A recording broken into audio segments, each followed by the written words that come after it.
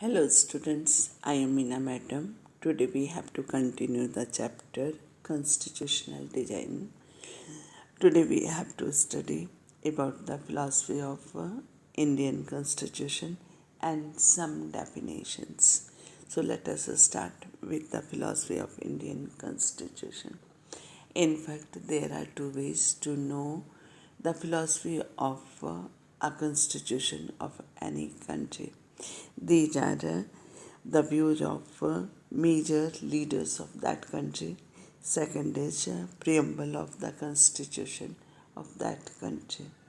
So these same sources are used to know the philosophy of Indian constitution. So first is the views of major leaders of India. So these are Mahatma Gandhi, Nehru and Dr. Ambedkar. So let us start with Mahatma Gandhi.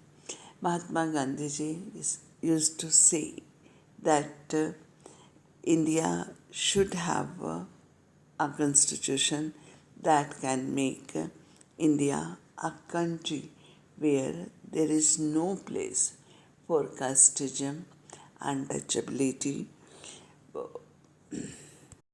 economic disparity. Disparity means inequality. Gender discrimination. Discrimination means inequality. And the curse of intoxicating drinks and drugs. In fact, India should be a country where there is a unity and integrity among all the people of the country. According to Dr. Ambedkar, political democracy is incomplete without economic democracy. It means the right to cast vote and get elected is just useless if there is the wide gap between rich and poor people. It means there should be economic equality. There should not be so poor people in a country. Pandit Nehru used to say that it was the desire of Mahatma Gandhi to wipe every tear from every eyes. That may be beyond us, but as long as there are tears and sufferings, so long our work will not be over. All of our leaders wanted to have a constitution that can remove all the social and economic evils like casteism, untouchability, economic disparity, gender discrimination, and curse of intoxicating drinks and drugs, and develop the unity and integrity and brotherhood among all the people of the country. Now, second source to know the philosophy of Indian Constitution is the Preamble of Indian Constitution. In fact, the Preamble of a Constitution means Indian Constitution explains the nature and the ideals of the Constitution. The Preamble of Indian Constitution says that India would be a sovereign, socialist, secular, democratic, and a republic. And its objectives means ideals, would be equality, liberty, justice, and fraternity. Now, one by one, we will see the meaning of all these terms. So, according Indian Constitution, the nature of India would be sovereign, secular, democratic, socialist, and republic. Let us see the meaning of all these terms. First one is sovereign. Sovereign means a state that is free from internal and external interference. Means a state that can make its internal and external policies without any interference. Second is secular. Secular means a state that does not have any official religion of its own, and people are free to follow any religion of their own choice. Third is democratic, means a country that is run by people through their representatives, and the representatives are elected by them. Fourth is socialist, and it means a country where the sources of the country are in the hand of government and distributed among the people according their requirement. So there should not be the wide gap between people in terms of finance. And fifth is republic, and republic means a country where the head of the state is elected directly or indirectly by the people.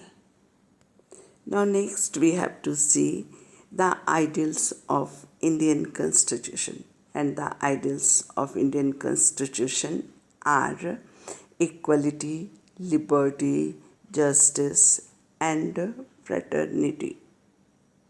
Now let us see the meaning of all these terms. The very first one is equality, and equality means that everyone has equal opportunity in every field of life.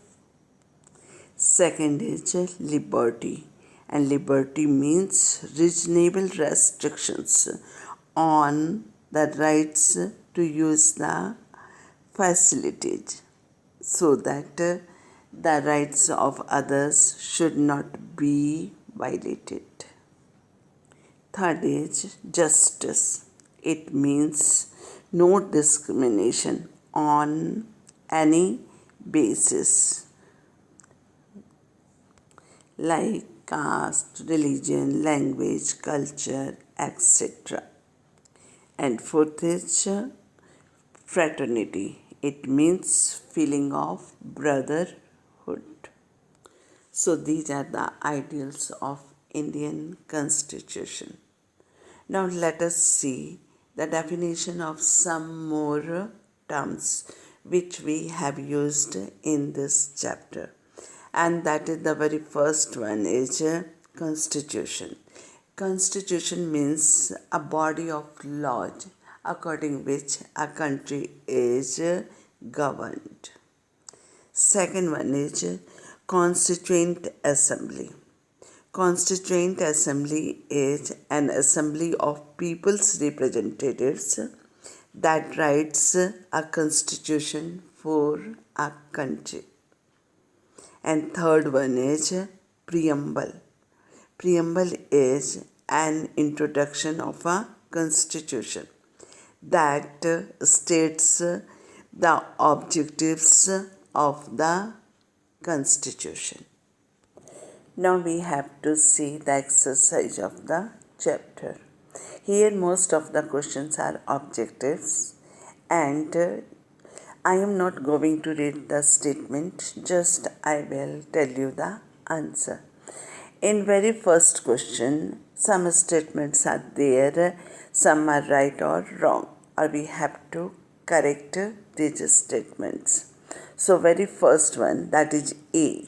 So it is wrong statement, and correct will be that leaders of the freedom movement had decided to make India a democratic country?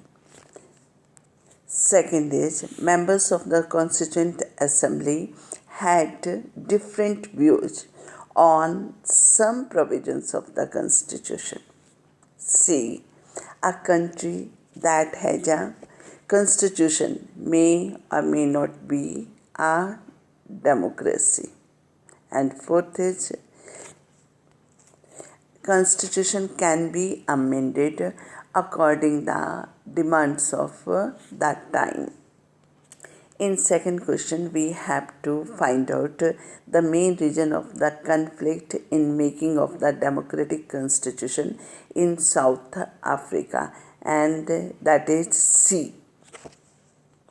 In third question, the correct option is D. In fourth question, we have to match the columns. So, A will be with fourth, B will be with third, C will be with first, and D will be with second. In fifth question, 3 questions are given. We have to answer one by one. So, very first one is that during freedom struggle, a number of promises were made by our leaders. But when we got independence, it was realized by our leaders that these all promises could not be fulfilled at that time. That's why these promises could be fulfilled one by one. Second one is that Pandit Nehru wanted the makers of the Indian Constitution to take the pledge of dedication to the service of India and her people. And third, this person was Mahatma Gandhi. In question number 6 also we have to match the columns. So A will be with 2, B will be with third, C will be with fourth, and D will be with first. In question number 7, you have to write a letter, write on it yourself. In question 8, we have to correct the statements. The very first one is that freedom of India is the achievement of freedom struggle done by Indian people. Second, Indian leaders had democratic thinking and views. Third is, Indian leaders wanted to make India only a democratic country. The statement given in question number 9 is just against the Indian Constitution, since it opposed the gender equality. In question number 10, some statements are given. We have to correct this. So, first one is wrong, since our Constitution is the fundamental law of our country. B is correct, since Indian Constitution explains the formation of Indian government. C is also correct because the rights and duties of people are also mentioned in Indian Constitution. Statement D is wrong, since Indian Constitution doesn't only explains the institution but the values, the ideals of India also. And so rest will be in the next video.